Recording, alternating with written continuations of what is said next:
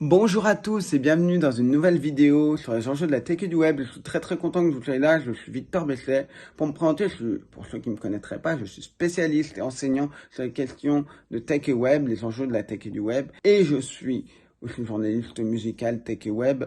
Et je suis grand spécialiste de la question des brouteurs. Je suis intervenu plusieurs fois à la télé pour parler des brouteurs sur BFM, sur Tech Co, sur France 5, etc., etc.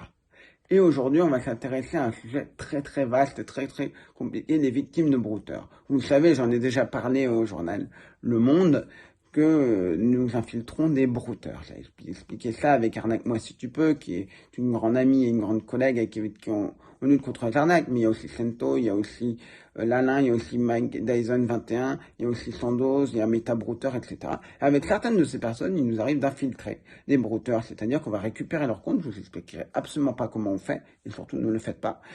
Et donc, on prévient aussi les victimes. On analyse aussi les conversations qu'ils ont avec les victimes. Ça nous permet de mieux cerner ce qui se passe. Et nous, on fait aussi beaucoup de surveillance. On surveille parce que parfois, on nous dit souvent, on voit ça souvent dans les lives de Sento ou même de Arnaque-moi, etc. On dit, bah, vas-y, pète l'ordinateur. Quand tu as accès à un ordinateur, tu détruis tout. Bah non, tout ce que ça va faire, c'est que ça va empêcher l'escroc de faire son arnaque pendant, allez, quelques heures, voire quelques minutes. Et s'il a un disque dur ou il a un backup, ah non, ça sert à rien. Vaut mieux être discret, surveiller, et comme ça on peut sauver des victimes, parce qu'on a accès à toutes les victimes avec lesquelles ils vont échanger, on a toutes les infos, notamment pour les faux supports techniques. Si vous pétez l'ordinateur, vous n'avez accès à plus rien, et vous l'avez fait chier l'escroc, vous l'avez fait perdre 1 heure. Tandis que si vous avez un accès plus long et que l'escroc ne se doute pas que vous êtes sur l'ordinateur, ben là vous allez pouvoir tout simplement prévenir un maximum de victimes et vous serez bien plus utile parce que vous mettrez en échec l'escroc plus longtemps. Donc, on va parler des victimes de brouteurs. Parce que les infiltrés, c'est extrêmement intéressant et ça nous a permis à tous de mieux comprendre comment fonctionnent les brouteurs. Évidemment, il y a quelques personnes que je n'ai pas citées parce que c'est des gens un peu de l'ombre qui souhaitent rester un petit peu de l'ombre. Je pense notamment à l'ami Paf Lecomte qui fait un boulot aussi extraordinaire à accompagner les victimes, à les appeler, et plein d'autres qui sont dans l'ombre et qui souhaitent le rester, qui nous aident aussi. Donc, les victimes de brouteurs. La première réaction généralement qu'on voit, qu'on entend sur les victimes d'arnaque au sens large, c'est « Ah bah, t'es trop bête, tu t'es fait avoir ». Comment on peut être aussi bête pour se faire avoir? En fait, non. Il faut bien comprendre une chose, il y a un mécanisme d'arnaque. Déjà, il y a beaucoup de gens qui pensent que les victimes d'arnaque, c'est des gens qui sont vulnérables et ou des personnes âgées. Forcément, en pensant ça, c'est dangereux. Parce qu'il y a des personnes qui vont se dire, dans leur tête, ça va leur dire, c'est pas moi la victime, je suis pas la fille, je suis pas le type qui va se faire avoir. Peut-être qu'on va vouloir me cibler, mais moi je me ferai jamais avoir. Tout le monde peut se faire avoir par des arnaques. Moi j'enseigne, je suis spécialiste des arnaques, je suis un grand spécialiste, je dis pas ça pour me vanter ou quoi que ce soit, mais ce que je dis, c'est que moi je peux me faire avoir. Tout le monde peut se faire avoir. On pourrait dire que si je dis ça à des étudiants ou même, je sais pas, dans une interview, à la télé ou à la radio ou dans un journal, que ça paraît pas sérieux, mais pourtant si, c'est très sérieux. Je vais vous donner un exemple qui m'est arrivé à moi, heureusement, je ne me suis jamais encore fait avoir et j'espère ne jamais le faire, mais je dis que généralement une personne qui est 1 milliard de fois plus vigilante, 1 milliard de fois plus informée que moi, pourrait se faire avoir. Je vais vous donner un exemple tout simple, que vous allez comprendre. Imaginez, vous conduisez, malheureusement, vous vous faites flasher parce que vous êtes roulé trop vite. Je rappelle, ce n'est pas bien, je dis malheureusement, mais voilà, on se comprend. Et vous le voyez, vous êtes fait flasher, vous le voyez. Donc, vous savez que vous allez recevoir une amende. Imaginons donc que quelques temps après, allez, dans les 48 heures, vous recevrez par hasard, et j'insiste vraiment sur le par hasard, un SMS qui vous dit, en taille, vous avez une amende, voilà, c'est entendu parce que vous avez roulé trop vite, allez sur ce site pour la régler. Vu que le hasard fait malheureusement bien les choses, il est possible que vous fassiez avoir. Pourquoi? Parce que vous allez penser que, tout simplement, votre message, j'ai été flashé, on m'envoie un SMS alors que ça marche pas comme ça. Pareil, vous recevez un SMS qui vous dit votre carte vitale doit être renouvelée, vous êtes là, vous dire, c'est logique, ma carte vitale doit être renouvelée, je vais faire les démarches, sauf qu'une carte vitale ne se renouvelle pas, et si vous ne le savez pas, c'est ça. Pourquoi, et j'en parle dans petite auto-promo dans mon spectacle conférence que je cherche à faire jouer sur les enjeux de la technologie, je parle du phishing unidimensionnel.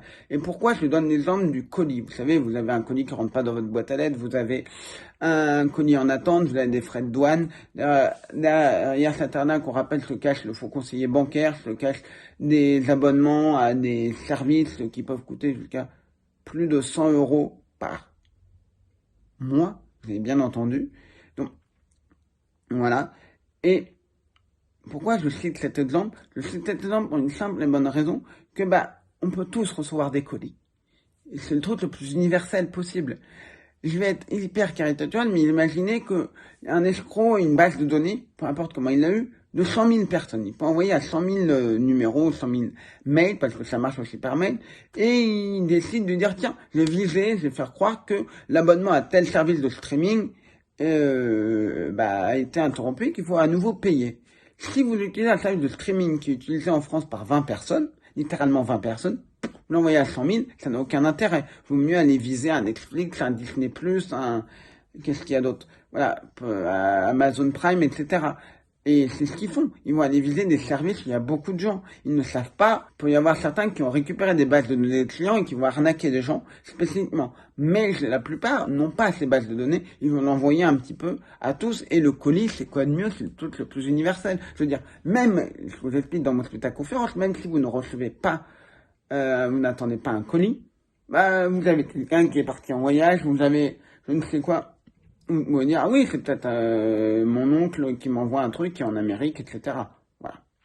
Et donc, on va spécifiquement s'intéresser aux victimes de brouteurs. Je voulais un petit peu faire une intro sur les victimes, parce que ça me semblait important de manière un petit peu générale, et de casser ce cliché de « Ah je suis trop bête ». En fait, non, on n'est pas trop bête, parce qu'on peut tous se faire avoir. Et surtout, l'ami Sento avait vu une victime qui disait « Ah, mais il faut être trop bête en parlant d'une arnaque ». Et ce dernier s'était fait arnaquer par une autre arnaque. Cette personne n'aimerait pas qu'on lui dise à propos de l'arnaque « Ah t'es bête, tu t'es fait avoir ». Non, faut arrêter de dire qu'on est bête. Faut comprendre que il y a certaines victimes, elles sont vulnérables, elles sont sous emprise. On a vu, je vais vous citer des cas, je vais pas vous citer... Je vais modifier certaines petites choses pour pas que les personnes puissent être reconnues par respect pour elles. Mais voilà. Mais sinon, la trame, l'histoire, tout ce qui s'est passé, et c'est vraiment ce qui s'est passé. Je n'ai rien exagéré. Et par exemple, on a eu une victime, elle était très vulnérable, elle confondait ses brouteurs. Elle était avec un brouteur qui incarnait donc un chanteur, et deux autres qui faisaient de l'arnaque au sentiment. Et elle les mélangeait. Elle ne savait plus où elle en était, et elle donnait 250 euros au brouteur. Elle vivait une relation amoureuse avec un brouteur, elle était mariée en plus, elle n'avait pas l'air de s'en cacher, donc c'était très compliqué. Et on a réussi à prévenir la famille et on a donné des conseils pour aider la famille qui savait et qui était un peu désespérée et qui était désemparée. Généralement, quand on a une victime, pour que vous compreniez un petit peu qu'on a des infos sur une victime, ça va dépendre de l'arnaque. Par exemple, l'arnaque au faux support technique, généralement, Sento va avoir, quand il a un nom, un prénom, il peut avoir un numéro de téléphone. Parfois, quand vous avez qu'un simple prénom, vous avez Jean Dupont, vous pouvez rien faire. On peut pas sauver tout le monde, malheureusement. Mais si vous avez un truc, je sais pas, un Jean Larmartigado Chomalu, j'invente un nom exprès, là, vous avez peu de chances qu'il y ait 150 milliards de personnes qui ont le même nom et vous pouvez aller chercher. Moi, j'utilise des outils comme Philae c'est pas du tout sponsorisé. Je crois que Genanet, son concurrent aussi, le fait. Vous pouvez voir la popularité d'un nom de famille. Ça aide en France. Ça aide à savoir si on a potentiellement des homonymes dans les victimes. Après, si vous voyez qu'il y en a un petit peu et que vous cherchez dans les pages blanches ou le 118, vous voyez que vous avez 3 personnes, ça vaut le coup d'essayer ces 3 personnes. C'est peut-être pas elles, peut-être qu'elles le connaissent. Et puis, des fois, on a vu des personnes où il y avait peu de familles en France, il y avait peu de gens, mais on avait des homonymes. Et on s'est dit, on voyait clairement qu'on avait 2 personnes qui pouvaient correspondre. Une autre fois, on a vu la même chose, mais la personne ne correspondait pas. L'info qu'on avait ne correspondait pas avec la personne qu'on a trouvée. Et il devait y avoir à peu près 20, 25 naissances depuis peut-être 1900. C'était combien? 1920 par là. Donc on s'est dit, il le connaît peut-être. C'est peut-être un cousin éloigné, il le connaît peut-être. Donc ça valait le coup de tenter. Donc, voilà. Mais vraiment, c'est un outil qui est très utile. Après, on a des outils qu'on utilise un petit peu plus, je sais pas vous en parler, mais qui nous permettent de récupérer des informations et de pouvoir contacter les victimes. Donc là, on contacte la victime, on lui explique l'arnaque. Voilà. Une arnaque au faux support technique, c'est beaucoup plus simple à gérer qu'une arnaque au brouteur. Où le brouteur, la personne peut discuter avec le brouteur parfois pendant 4 ans, 5 ans. On a vu des cas où la victime a discuté pendant 4 ans avec un brouteur. Ça a commencé par de l'arnaque au sentiment qui a très vite tourné vers une sextorsion où la personne a envoyé des photos d'elle totalement dénudée et le brouteur l'a fait chanter, puis ça a continué vers une relation amoureuse. Et ce qui est absolument terrible, c'est que le brouteur lui fait faire du blanchiment d'argent. Donc on appelle des fois des victimes et on essaye de surveiller parfois quand on peut, de voir si la victime continue toujours à parler au brouteur. Et on ne dit pas ça méchamment, quand on appelle une victime et qu'elle nous dit oui j'ai compris, ah merci, machin, on va continuer à surveiller. Quand on le peut, quand on a la possibilité de voir si la personne ne discute pas. Parce que moi, quand quelqu'un me dit oui j'ai compris, machin, c'est pas que je lui fais pas confiance, mais la personne peut être sous emprise, la personne peut aller tout raconter au brouteur, et je vais vous donner 2 exemples. On avait une arnaque, on en reviendra prochainement dans une vidéo, je pense, sur l'arnaque au prêt. J'en ai déjà parlé, c'est redoutable, ça fait énormément de victimes, de prêts entre particuliers. Ce sont principalement des béninois qui font ça, donc des escrocs, des brouteurs béninois. Et donc un jour, on tombe, on récupère, on a filtré un brouteur. Chose étonnante, il est en Côte d'Ivoire. L'IP, donc l'adresse IP, nous dit qu'il est en Côte d'Ivoire. Mais on se rend compte qu'en fait, c'est un béninois. Notamment, je ne vais pas rentrer dans le détail, il a un numéro qui est plus de 129, qui est un numéro du Bénin. Et il a plein d'autres choses qui nous font dire que c'est un béninois, clairement. Et voilà, bon, dans ce cas-là. Et on prévient une victime. On n'a que un prénom-nom, mais malheureusement, des homonymes, il y en a des tonnes et des tonnes. C'est une femme, si elle est mariée, quand on cherche dans les pages blanches ou les pages jaunes, on va peut-être pas avoir son nom on va pas avoir son prénom qui peut apparaître. Donc, ce qui peut rendre plus compliqué la tâche, sachant que le nom de famille était dans les 500 les plus donnés en France. Donc, ça fait des milliers et des milliers de gens.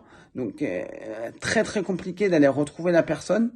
C'est malheureusement très compliqué. Donc, on décide de la prévenir. On lui envoie un message, on lui explique qu'est-ce que c'est l'arnaque, qu'il faut surtout pas parler au brouteur de l'arnaque parce que sinon on va pas plus pouvoir voir des victimes. Donc on insiste bien là-dessus lourdement, voilà. On lui dit, si quelqu'un l'avait fait avant vous, on n'aurait pas pu vous prévenir. C'est-à-dire prévenir le brouteur. Et là, comme j'ai accès donc à l'ordinateur du brouteur, je vois que elle continue à discuter avec le brouteur, à aller dans le truc de prêt. Elle est prête à donner toutes les informations, carte d'identité, je sais plus ce qu'il voulait, carte d'identité, tout ça pour usurper l'identité. Donc, je demande à Paflocomte et tous les autres, est-ce que vous pouvez en remettre une couche? Parce que moi j'étais en surveillance, on a un peu chacun nos tâches, quoi. Et voilà, malheureusement moi je peux pas tout faire, donc on a aussi des gens qui sont à côté qui font ça. Bon, et je leur dis oui bien sûr, on envoie un truc, bon parfait, ça se passe. Mais là, la victime me dit, il y a une dizaine de personnes qui me disent que vous êtes une arnaque. Elle a reçu des dizaines de mails parce qu'à un moment on la contactait pas, on était voilà. Et là, qu'est-ce qui se passe? C'est que le brouteur lui dit, envoyez-le moi. Et là on fait non. Merde, elle va tout dévoiler au brouteur, on va perdre le contact avec le brouteur. Et coup de bol incroyable, la victime avait dit, je suis avec un autre prêteur aussi. Donc, le brouteur s'est dit, ah merde, la personne avait l'air un peu vulnérable et malheureusement manipulable, puisque le brouteur a réussi à récupérer les messages qu'on lui a envoyés. Le brouteur s'est dit, il y a un autre bar après. Donc Bara, c'est travail en Ouchi, donc c'est l'arnaque au prêt, c'est comme ça qu'ils appellent leurs arnaques, le Bara. Il y a un autre bar après qui est en train de me voler mon client. Aussi cynique, aussi horrible que ce soit, les victimes d'arnaque, ils appellent ça des clients. Parfois aussi des mails. Le mot mail revient un petit peu plus souvent. Même s'ils n'ont pas le mail de la personne, ils font ça. Et là, on est ouf. Heureusement que la personne a dit qu'elle avait été avec une autre personne. On le sait, le brouteur était persuadé que c'était un autre bar après, parce qu'il peut le dire, mais comment les autres ont le mail? Donc, en fait, il a tapé dans Google, on l'a vu, il a tapé le mail qu'il avait envoyé, suivi du mot prêt, pour voir s'il trouvait. Je vous expliquerai comment ça fonctionne le bar après, mais généralement, ils laissent un peu partout leur mail. Et puis, il l'a pas trouvé. Il s'est dit peut-être que c'est un bar après un peu malin, il est peut-être intrigué. Donc, il a pris un autre mail, parce qu'il a plein de mails, un autre mail et un autre nom. Et il a envoyé, bonjour, je voudrais un prêt. Pour essayer de peut-être piéger l'autre ou voir quel était, avec qui il avait affaire. Peut-être se dire c'est quoi la concurrence. parce que lui, ce qu'il veut, c'est voler de l'argent à une victime. Il se rend compte que la victime est un peu méfiante. Heureusement, on a fait de la recherche, ça a été très compliqué. Heureusement, grâce aux avis, vous savez, vous pouvez laisser des avis. Dans Google Maps, vous pouvez dire tel lieu est très bien, tel lieu c'est de la merde, etc. Et là, en fait, ce qui était pas mal, c'est que j'ai pu récupérer, et c'est un truc public, un identifiant, un ID, donc qui est lié au compte Gmail. Je m'explique. Je simplifie un petit peu les choses, mais généralement, quand vous êtes par exemple sur Twitter, vous avez un ID Twitter qui est un ensemble de chiffres, et pour la plupart de ces sites-là, après ça peut être différent, c'est peut-être, mais je vais simplifier grandement, c'est pour que vous compreniez un petit peu. Vous avez quelque chose, voilà, par exemple 128, 1 milliard ou 1 billiard, etc., des chiffres. Et en fait, plus vous êtes inscrit récemment, plus le chiffre va être grand. Parce que tout simplement, la première personne s'est inscrite à le numéro 0, la deuxième à s'inscrire à le numéro 1, la troisième à le numéro 2, la quatrième. Donc, on arrive à retrouver, comme je l'ai dit, les informations sur la victime grâce à des avis qu'elle a laissés dans Google Maps. Et on a une zone où elle habiterait. Et puis, on voit qu'elle a mis un commentaire sur un grand magasin, bon, qui n'est pas forcément dans sa ville.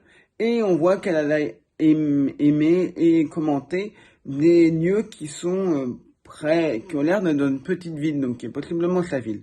Je tape le nom de la ville dans des moteurs de recherche pour retrouver des numéros. Je tombe sur un numéro de quelqu'un qui a le même nom qu'elle dans cette petite ville, qui a peu d'habitants. Donc je me dis, c'est pas une coïncidence. Et s'il y a deux personnes qui ont le même nom dans la ville, ils doivent se connaître.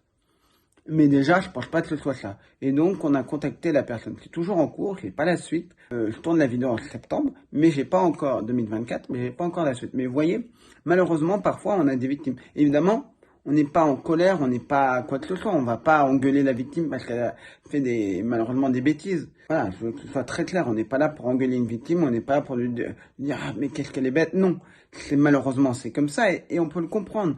Elle est très vulnérable, elle a besoin d'un prêt, elle ne sait plus peut-être où elle en est, et d'un coup on va lui dire ça, on est en train de lui dire que c'est son seul moyen d'avoir un prêt.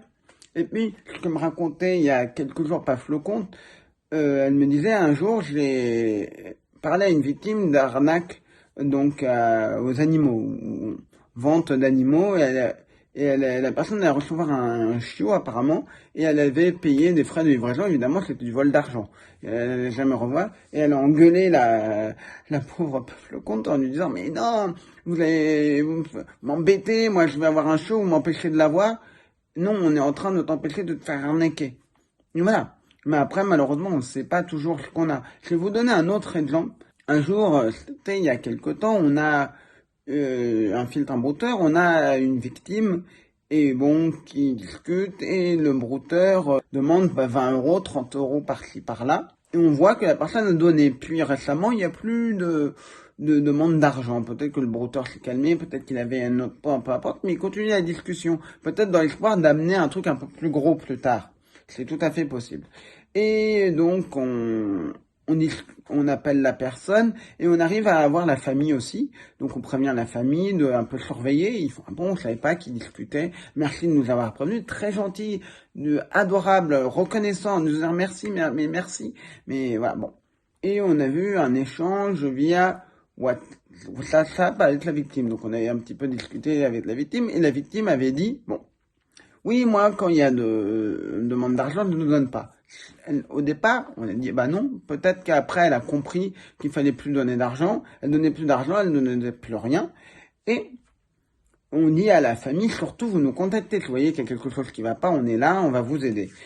Et quelques semaines plus tard, la famille vérifie et elle se rend compte que, bah, en fait, la victime discutait non pas avec un brouteur, mais des dizaines de brouteurs, dont des brouteurs, la plupart l'appelaient mon amour, l'amour de ma vie, mon bébé, ma chérie, tout ça. Donc souvent, quand on a une victime, elle est avec qu'un brouteur, elle va pas être avec plusieurs, elle va avoir une relation amoureuse avec un. Et là, tous avaient des relations et elle y donnait encore 20, 30 euros.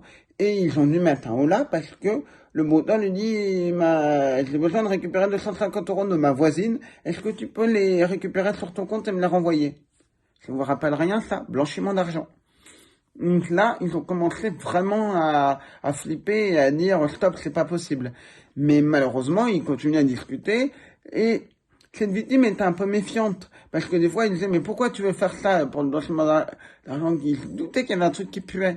Après, d'autres trucs, il était là à dire mais pourquoi vous voulez que je fasse ça? Il dit mais t'es bizarre. Attends, ta photo, pourquoi elle a pas, ta fille, elle est pas, ouais, il avait quand même quelques lueurs de trucs, mais pourtant on avait beau l'avoir prévenu, il était là à faire, ah bon, ah, je savais pas, merci, et pourtant il continue. Et je dis pas ça méchamment. Mais voilà, c'est pour ça que c'est très important quand vous avez une victime de bien suivre.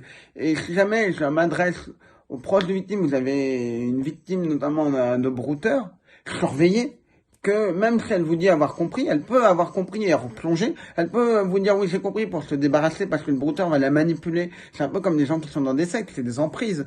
Donc c'est la famille, ta famille veut détruire notre amour, ta famille ne comprend pas.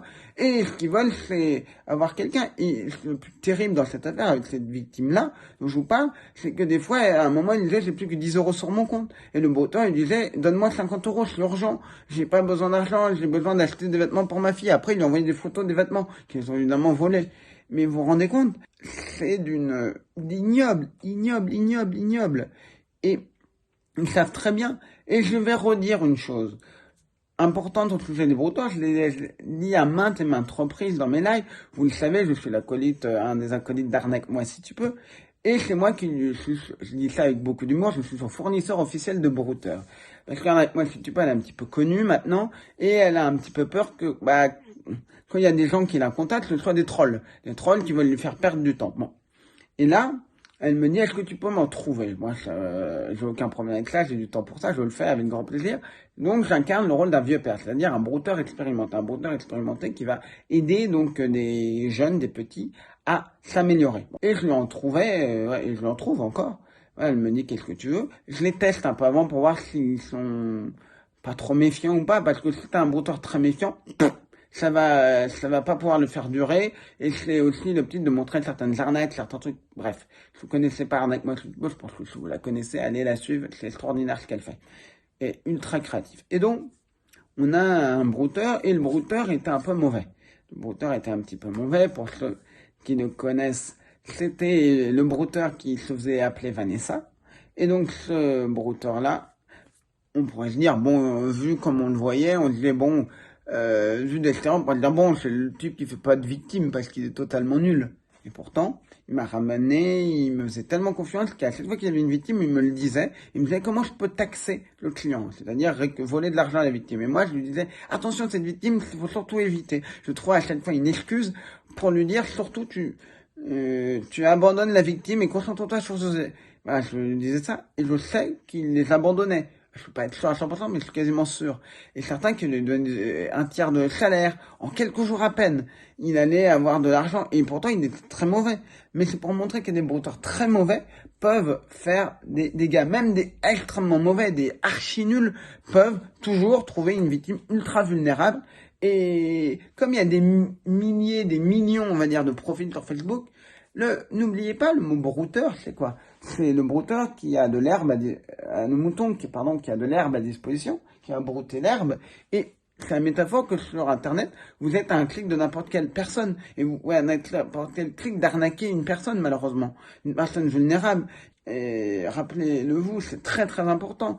Imaginez une personne qui est seule, isolée. D'un coup, il y a quelqu'un, et Arnaque Moi Si Tu Peux l'a très très bien expliqué maintes fois, isolée. La personne est seule. La personne, il y a peu de personnes qui discutent avec elle. Et d'un coup, il y a quelqu'un qui commence à lui dire, tu me plais, je te trouve beau, je suis amoureux de toi, j'ai envie qu'on fasse notre vie ensemble, tout ça. Le type qui se considère comme peut-être moche, comme pas trouver l'amour, forcément, c'est effet psychologique. Ça va d'un coup lui faire, ah, il y a quelqu'un qui s'intéresse à moi. Ah, enfin, il va tout de suite plonger. Malheureusement, il va plonger dedans plus facilement. Et ils savent très bien jouer là-dessus. Et qu'est-ce que va dire la personne? Ah, mais je suis au chômage, j'ai pas d'argent pour payer le billet de train, est-ce que tu peux me le payer? Et la personne va être plus enclin à le faire, parce qu'elle va rencontrer la personne. Et peut-être que c'est une personne un peu vulnérable qui n'a pas beaucoup d'argent, qui n'a pas les moyens d'aller voir la victime. Je veux dire, bah non, moi, c'est moi qui vais te voir. Vous voyez, ils peuvent faire le frigo vide, même si ça marche de moins en moins, ils le font quand même. Je le dis que ça marche de moins en moins, puisqu'à un moment, il y a un brouteur, sur un groupe de brouteurs qui disait, est-ce que vous avez un format, donc c'est exprès fait pour le frigo vide. Et beaucoup de brouteurs lui ont dit, laisse tomber, ça marche plus. On pourrait dire, laisse tomber, ça marche plus, pour éviter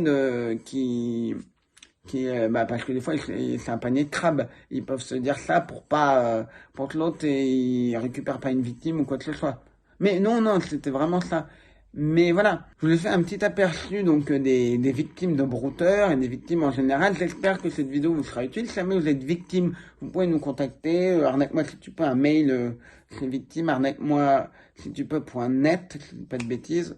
Et même nous, vous pouvez nous contacter. Voilà, même si vous contactez quelqu'un qui n'est pas spécialiste des brouteurs, qui va être dans le collectif On est ensemble, donc il vous redirigera vers une personne compétente. En tout cas, soyez prudents. N'oubliez pas que malheureusement, des victimes d'arnaque, il y en a partout. Le meilleur moyen, c'est de faire un maximum de prévention.